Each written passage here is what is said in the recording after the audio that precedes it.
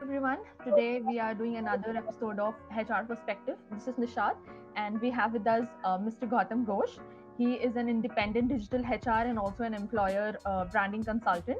Welcome, Gautam, to the show. So, thank you so much for doing this. My pleasure. So, today we are, of course, going to speak about employer branding, Gautam's favorite subject. And the first question to you, Gautam. And I face this question a lot also. It's an employer brand should actually be a filter. It should be a filter for people who identify with your company to apply, but it also should tell people if you can't work in a company like this, if you're not identifying with what we are, then don't apply. You want to make your recruiters and your recruiters' job easier, not more harder. You're not looking for maximum applications. You're looking for the right application. You want to keep the wrong people out and you want to let the right people in. So that, I think, is the biggest misconception most people have about employer branding. You don't want to attract everybody and anybody. So again, it has to be driven by the top. Leader of the SME, small medium enterprise, does not believe that employer branding is necessary. Again, it depends on the industry. If as to how critical talent is for that industry. Do my payroll costs and do my hiring costs, how much of that is as compared to my total cost? If my payroll costs and hiring costs is like a drop in the bucket and most of my other cost is capital cost, then no CEO will see employer branding as critical, because you'll say, okay, I can always hire some people. That cost is negligible. Cost saving I do is negligible. But if the cost of the payroll and people related initiatives or hiring people is a big chunk of the overall cost, then employer branding is critical, because how you select, how you kind of time you invest in the management time that people invest in screening and interviewing people, because you're also when your hiring manager invests time, he's actually not spending time on the business, he's spending time in hiring people, and you want him to spend time on the right kind of hiring people. Therefore, employer branding becomes critical. So again, it's a factor of the availability of the criticality of the talent segment. Is it in short supply? Is it critical talent that even if the payroll costs are low, but if the talent is critical and without X talent segment, the business will not work, then employer branding also becomes important. It has to be seen. It's not really, if you're a junior HR person, you might not really understand. You might want to do employer branding, but you have to look at it from the business owner's perspective, the leader's perspective, as to how critical is it. So employer branding person or the HR person who's looking after employer branding has to have a conversation with the business leaders saying, what are your challenges? Is it something that employer branding can solve?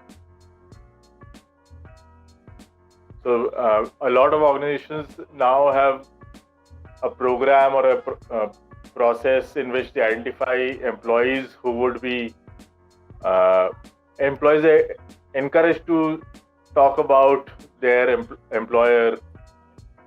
For example, Cisco did some research and they found out the network of its employees on LinkedIn was 10x the number of the followers of the Intel company page on LinkedIn. Okay.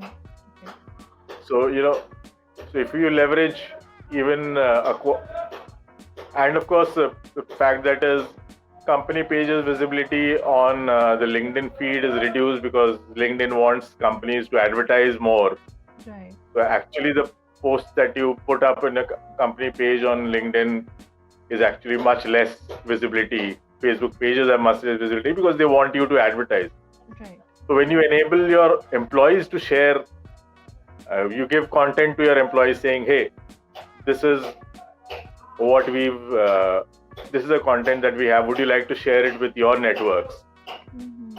So, and you can't force them.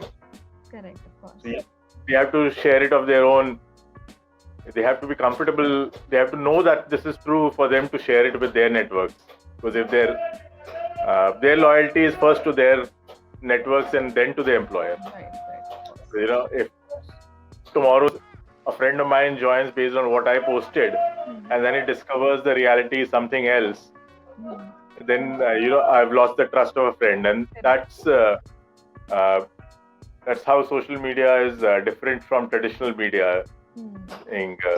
So you have to have internal champions, and the internal champions have to believe that what they're posting is the truth. Right. Which is why you've got to again start changes internally before you talk about what you're doing. Right. It's a kind of a chicken and egg situation. Unless you talk about it externally, you will not be able to make changes internally also. So, you've got to work with the leadership saying. So the other thing is employer branding. A lot of, a new age company like, for example, Flipkart, the biggest personal brands were the founders.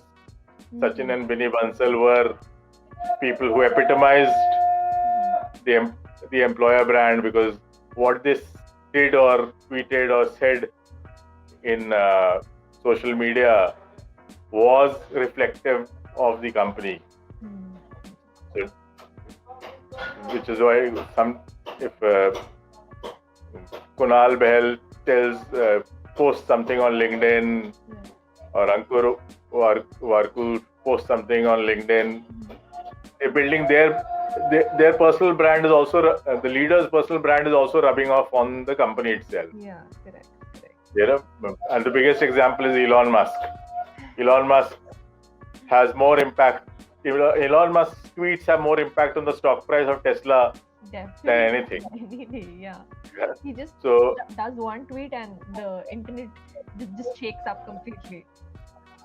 So, for example, we hired the chief product officer at Flipkart from Google. And one of the big things that we were looking at is how do we hire great talent from the Indian diaspora in Silicon Valley. So, Puneet Soni joined from Google. He joined as chief product officer at Flipkart, and he had a series of, on his own, he wrote 4 or 5 different articles on LinkedIn as why I am joining Flipkart, why I believe this is the next Google. This will have an impact on India like Google had on the world. And then he talked about transition from Bay Area to living in Bangalore. So he was posting these, and because his networks were, in the Bay Area, California, San Francisco, Los Angeles area, and a lot of them were Desis. We had a lot, and I was like, okay, every company should have somebody in the leadership who loves talking about why he or she joined the company. Correct, of course. And somewhere recently, I think Freshworks, somebody joined as a chief marketing officer, and she was a CEO of her last company. And she blogged about, why I'm joining as a chief marketing officer after doing a stint as a CEO. And this company you've never heard of, she talking to her networks in the US, saying, I'm joining this Indian SaaS company called Freshworks. So suddenly when a leader like that joins, and they've talked about it publicly, it raises the visibility of the organization itself. Right. Of course, you have to work with your IT department, etc., so that your careers website rules up is kind of offers the same story that your digital and social media is saying. Because if somebody comes to the careers website and says is unable to search for a right job, or has too much, again, the candidate experience starts to not just from the interview call stage, it starts from the application stage. If the application stage itself is painful and you've got to fill out 25 different fields before you can upload a CV or just add your LinkedIn profile as a CV. Right. You have to make it as painless or as smooth as possible. Yes.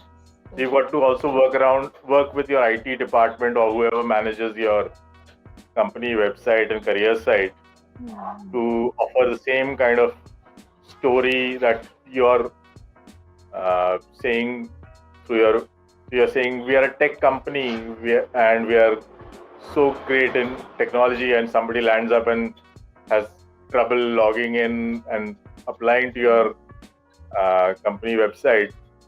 That whole story then falls flat, saying your company website is broken and you're talking about being a huge tech company. So because tech companies usually are so busy solving others' problems, they don't look at their own websites. Correct. Especially B2B kind of tech companies. Yeah. You basically measure like the marketing funnel. You measure, say, what is the impressions I'm getting on link across all the social channels. So impressions could be how many people have seen this video, how many people have seen this tweet, how many people have liked, commented on LinkedIn. So you're building awareness. So whenever a person engages with that content, you're building awareness. Right. The next step after awareness is into consideration. How many people actually clicked of saying, say in your LinkedIn posts, between LinkedIn posts, you also posted today we are hiring for XYZ post. How many people have clicked on that? Right. And therefore, from that, looking at that job opening, how many people have actually applied to your via LinkedIn or via your website? And of those, how many have actually got a call? And of those calls, how many have actually come for the interview? And of those, how many have actually got the offer? So you actually build in the funnel from awareness, consideration, application, shortlisting, offer, and then joining. So you could and all these are available data both from your internal career site or recruitment application, whatever people might be using, JobWhite or or if they're using HRMS systems or applicant tracking systems, and you can say, okay, from this site is where the people have come in. So you can actually build, companies can build a pipeline or a funnel to kind of say, how are we doing? Are people moving from awareness to application? And if not, are we building awareness in the wrong kind of people? People who should be applying to us are not looking at our applications, at our awareness initiatives. So how do you can actually, you don't need to wait after a quarter. You could monitor it on a weekly basis and say tweak. You could, and things like you ask people to sign up for a newsletter, and so each blog post that you post goes as a new newsletter. So not everybody will come onto social channels all the time to actually see. So you build in a newsletter also that they sign up and every week they see an email, so they're aware of what the company is doing. You can ask your employees and alumni to also share this network, with their networks. Because typically, the kind of people you want to reach out are the kind of people who already are in your system. You want to reach out to people like them, and they would know the best way to. So again, are they coming through our employees? Which employees are our most vocal brand advocates? How do we, incentivize them? How do we make this? How do we work along with their managers to make this like a semi-formal part of their job itself? How do you build in reward recognition systems to being a brand ambassador for your employer? So there are various uh, low cost by high but high impact things that a company could do to track these metrics. The two big major groups, one is the corporate communication group, one is the marketing group. In small companies, it would be one department called marketing and communications. Yes. Because they are communicating to the consumers or the clients or the customers, depending on the kind of industry, whether if it's a B2B company, it would be a client. If it's a B2C company, it will be a customer or consumer. So the messaging, so you have to work with them saying, this is the messaging. So, for example, in Flipkart, I was looking at the guy who actually used to manage the @Flipkart account. So I built a relationship with him. And then customer support also kind of came in saying, because when you're posting as the Flipkart page, a lot of customers would also jump in and say, I have this issue with Flipkart, even though you're posting about careers and jobs. So the customer support guys will say, okay, let us also monitor what people are mailing and talking to you about, so that if it's a customer issue, then we will work to resolve that issue. Because customers don't care if it's a Flipkart careers account or a Flipkart account or Flipkart SME account or whatever. There are various accounts, but the customer will reach out to everybody, and including Sachin and Mini Bansal, saying, this order was messed up, and so that's all the.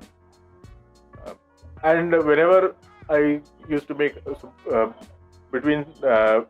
there used to be, for example, lots of emails floating around within the top leadership about how a customer has said good things about a person who's done a delivery or gone out of his way to make a delivery special to a customer.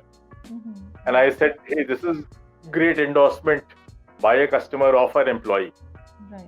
So I would actually post those as images onto LinkedIn company page, saying, because a lot of stories that customers see are negative stories, but a lot of positive stories that are lost within the organization. So my job, I said, was to kind of, I was a HR journalist, not a generalist. And I was like, I would sniff out stories that every day that could be shared externally. So that was my role. I used to kind of say I'm a journalist looking out for stories that I can share with, candidates and prospective candidates externally, so that which would change their view of, because otherwise they'll only seeing the negative stories every day, which kind of blow up on Facebook and Twitter, and therefore get picked up by. And after I left, they actually formalized a blog on the Flipkart page called Flipkart Stories. If you go to stories.flipkart.com, which has a lot of human stories about our first customer or our first delivery boy, and how somebody got. So the whole thing is how do you make this faceless corporation human in the eyes of the people? So you've got to work with marketing, corporate communications, internal communications, if there is a specific teams for handling these different things. Otherwise, it will be typically the marketing and communications department in most of the smaller companies. Right, correct. And of course, leadership itself. If your leaders are active on social media, for example, if it's like Anand Mahindra is very active on social media. Yes, he is. So today, if a MBA student or engineering student is considering Mahindra as an employer, it will a large part to because of Anand Mahindra. Definitely, yes. So your leadership also has to be your biggest brand ambassador also.